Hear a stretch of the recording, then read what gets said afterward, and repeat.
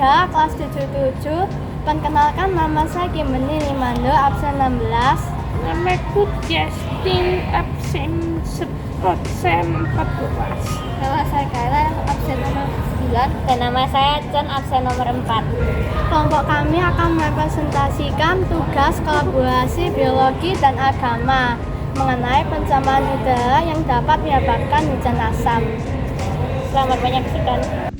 Pencemaran udara, penyebab hujan asam. Pengertian: pencemaran udara adalah terkontaminasinya udara oleh zat yang berbahaya bagi manusia dan organisme hidup lainnya, yang dapat menyebabkan atau berkontribusi pada berbagai masalah kesehatan. Hujan asam adalah hujan yang diakibatkan adanya pencemaran udara, memiliki pH rendah dan memiliki sifat asam karena mengandung endapan asam yaitu sulfur SN02 dan nitrogen oksigen NOx yang bersifat korosif, terbawa udara kemudian menyebar pada atmosfer. Sumber polutan pencemaran udara. Penyebab hujan asam. Hujan asam umumnya disebabkan oleh dua bahan kimia yang mengakibatkan polusi udara, yakni sulfur dioksida atau SO2 dan nitrogen oksida atau NOx. Kedua senyawa tersebut dapat dihasilkan dari faktor alami maupun faktor akibat aktivitas manusia. Adapun sumber polutan pencemaran udara yang dapat mengakibatkan terjadinya hujan asam, diantaranya sumber polutan dari faktor alami, berasal dari letusan gunung berapi, kebakaran hutan yang terjadi dengan sendirinya di alam, hingga pembusukan bangkai dapat membentuk SO2 secara alamiah. Sumber polutan dari faktor akibat aktivitas manusia, berasal dari kegiatan manusia yang menggunakan kendaraan dan bahan bakar minyak bumi, aktivitas pabrik hingga penggerak pembangkit listrik yang memakai batu bara. Pembakaran bahan bakar fosil ini menghasilkan gas-gas SO2 dan NOx yang kemudian lepas ke udara dan menimbulkan pencemaran udara. Proses terjadinya hujan asam dari sumber polutan yang menghasilkan senyawa kimia berupa SO2 dan NOx lepas ke udara menuju atmosfer dan menyebar. SO2 akan mengikat oksigen lalu berubah menjadi sulfur trioksida atau SO3 dan NOx juga akan membentuk nitrogen dioksida atau NO2. SO3 dan NO2 ini akan bereaksi dengan partikel air di udara, kemudian larut dan berubah menjadi partikel air hujan asam sulfat atau H2SO4 dan asam nitrat atau HNO3. Ketika hujan, partikel air asam ini bercampur dan turun bersama sehingga terjadilah hujan asam.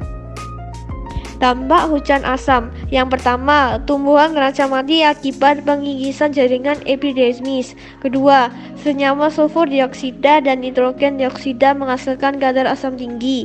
Ketiga, hewan terancam mati akibat peningkatan karbon dioksida. Keempat, hujan asam dapat menyebabkan berbagai macam penyakit.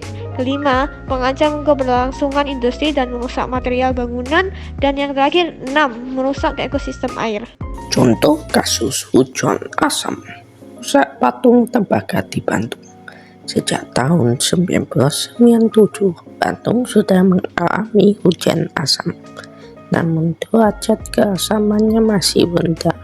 Tercatat pada tahun 2000 terjadi hujan asam dengan tingkat pH 4, sedangkan ambang batas hujan asam adalah 5,6. Kondisi geografis Bandung yang berada di area lingkungan beberapa tingkat polisi, hal tersebut memicu potensinya terjadinya hujan asam. Indikator yang bisa dilihat dari terjadinya hujan asam di Kota Bandung ada pecah-pecah berwarna kehijauan di batu-batu yang terbuat dari tembaga dan banyak tersebar di Kota Bandung. Solusi cara mencegah terjadinya hujan asam. Hujan asam dapat dicegah agar tidak membawa dampak lebih serius bagi lingkungan dan keberlangsungan hidup di bumi, yaitu dengan pertama, terapkan 3N secara konsisten. Dampak yang ditimbulkan akibat hujan asam dapat dicegah dengan cara melakukan 3N, yaitu reuse, reduce, dan recycle. Dari keberadaan sampah, sampah yang tidak terkelola dengan baik akan menghasilkan gas sulfur dioksida atau SO2 dan nitrogen oksida atau NOx yang menjadi penyebab utama terjadinya hujan asam. Kedua, kurangi penggunaan kendaraan bermotor. Kendaraan mempunyai pengaruh besar terhadap meningkatnya polusi udara di sekitar. Dengan cara mengurangi penggunaan kendaraan bermotor, beralih ke transportasi umum dapat mengurangi polusi udara. Ketiga, perbanyak ruang terbuka hijau. Semakin banyak ruang terbuka hijau, maka semakin besar pula pengaruhnya terhadap kesehatan udara. Tumbuhan hijau menyaring banyak polusi lingkungan, menggantikannya menjadi oksigen. Hutan merupakan salah satu komunitas biologi yang menjadi ruang terbuka hijau dengan kontribusi terbesar bagi kehidupan. Keempat, kurangi penggunaan energi listrik. Resiko hujan asam dapat dikurangi dengan menghemat dan mengurangi penggunaan energi listrik dalam kehidupan sehari-hari. Sebagai contoh, penggunaan alat rumah tangga yang hemat energi, mematikan semua peralatan yang menggunakan listrik apabila tidak digunakan. Upaya konkret yang dapat kita lakukan.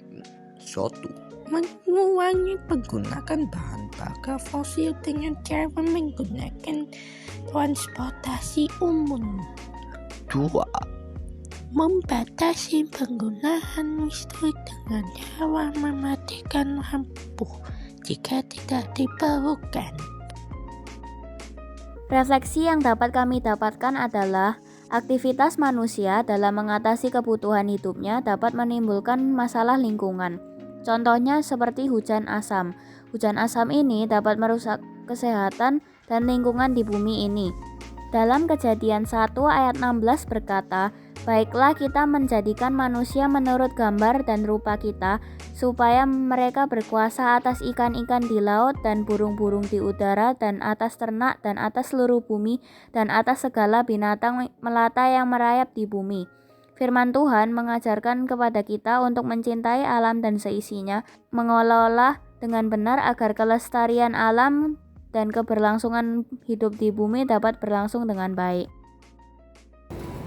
Dari hasil presentasi, kami menyimpulkan bahwa hujan asam dapat disebabkan oleh pencemaran udara yang mengandung SO2 dan NOx yang bersifat korosif.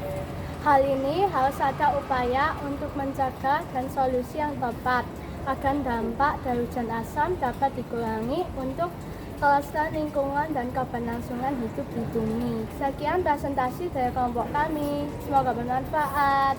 Terima kasih.